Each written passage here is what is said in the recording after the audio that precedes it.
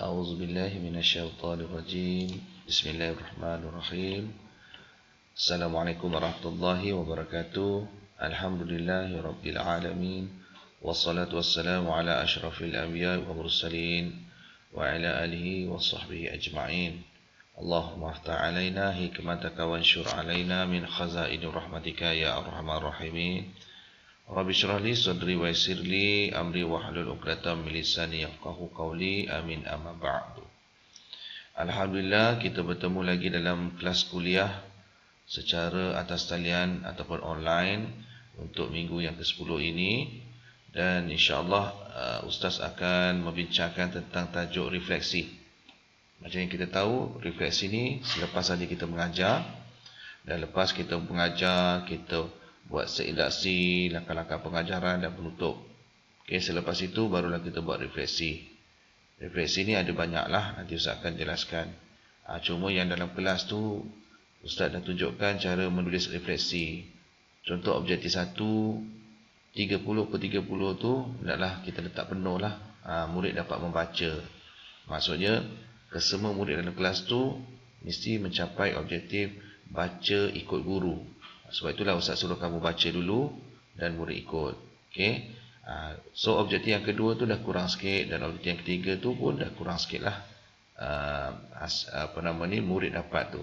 Okay? Yang itu kita lihat, kita kira melalui dapatan berapa ramai murid.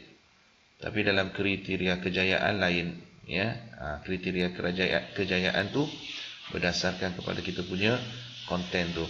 Contoh 3 daripada 6 langkah-langkah mengenal diri, contoh macam tu. Okay, kita tengok refleksi. Untuk refleksi ni, objektif pembelajaran pada akhir sesi ini, pelajar-pelajar dapat menjelaskan konsep refleksi dan kepentingannya dalam proses pengajaran dan pembelajaran. Yang kedua, mengenal pasti dan menerangkan jenis-jenis refleksi yang boleh diamalkan oleh guru. Banyaklah cabang-cabang refleksi ni. Dan yang ketiga, menganalisis pelbagai strategi refleksi yang boleh digunakan untuk meningkatkan keberkesanan. Okey, ini tolong jawablah. Tahukah anda apakah jenis-jenis refleksi yang boleh diamalkan oleh guru? So, kamu pun nak tahu juga apa jenis-jenis refleksi. Okey, so jadi pertama sekali ni pengenalan. Jadi kita akan buat, ingat setelah kita membuat pengajaran dan pelajaran, dia kena ada refleksi. Dalam proses apa ni? Kita nak merenung.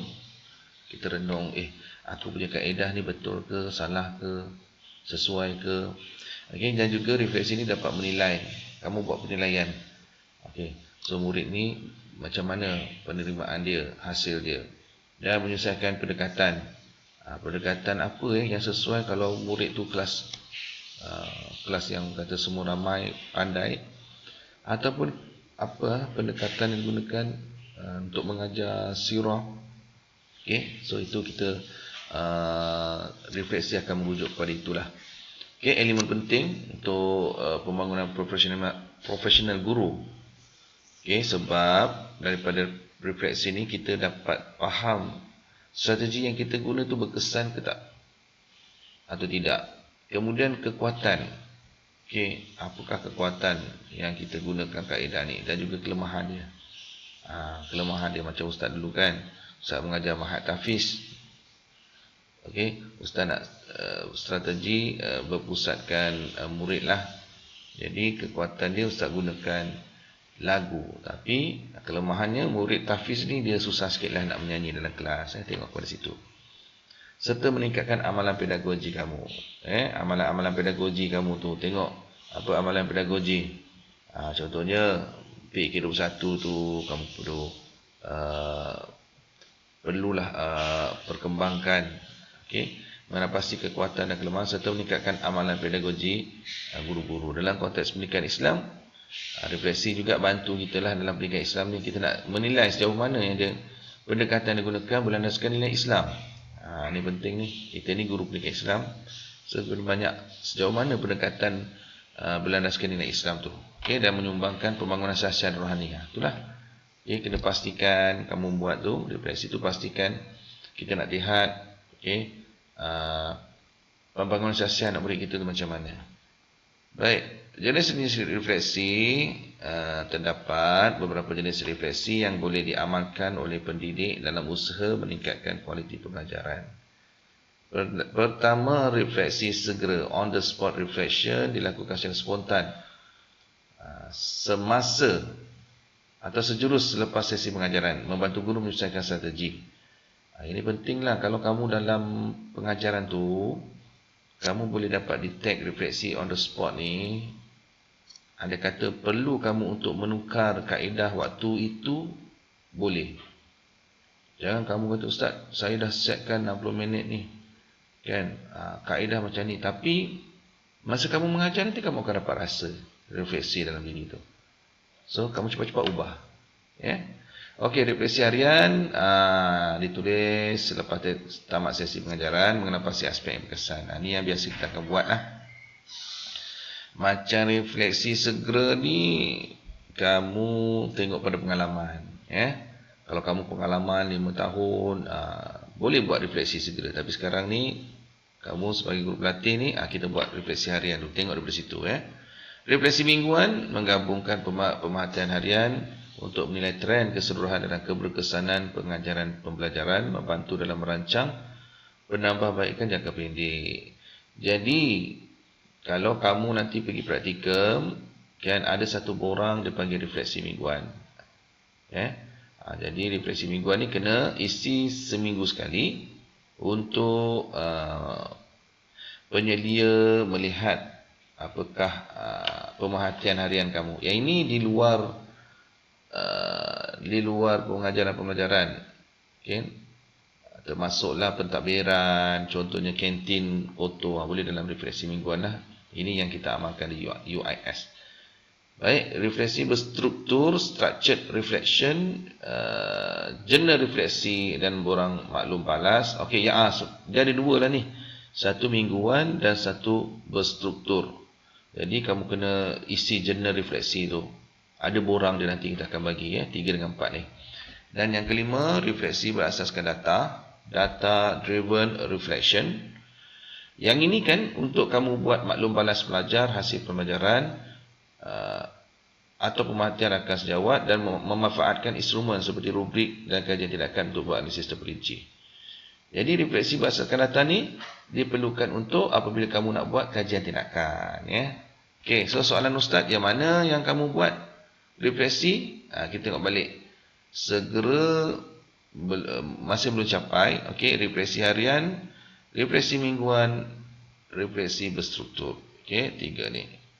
Baik, kepentingan. So pertama, meningkatkan keberkesanan pengajaran.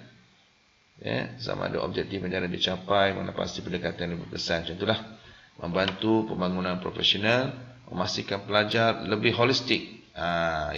Refleksi memberikan guru memahami keperluan pelajar. Jadi kamu kena lihat juga dalam refleksi tu, kena tahu apa yang pelajar nak ni, apa yang sesuai kaedah dengan pelajar yang sekian-sekian. Okey, memupuk sikap pembelajaran sepanjang hayat. So macam sekarang Ustaz tengah bina insan guru. Dalam bina insan guru pun setiap modul yang kita ajar pada pelajar ni kena ada refleksi. Okey, menyediakan ruang untuk inovasi dan pengajaran ni. Kalau kamu nak masuk ke dalam bidang bidang inovasi atau kajian tindakan. Baik, ini adalah aktiviti refleksi penulisan jurnal. Okey, yang ni ringkas sajalah, kamu boleh baca. Jadi penulisan jurnal ni ada harian dan mingguan. Harian kamu buatkan dalam RPH tu, dan mingguan kita adakan ada borang dia. Perbincangan rakan sejawat, pemerhatian kendiri melalui rakaman video pun boleh, analisis maklum balas pelajar pun boleh. Okey. Dan kajian tindakan. Ni macam Ustaz cakap tadi lah. Okey, so ada 5 tu. Ingat aktiviti refleksi tu. Tapi kamu sekarang ni, kamu hanya terlibat penulisan jurnal refleksi.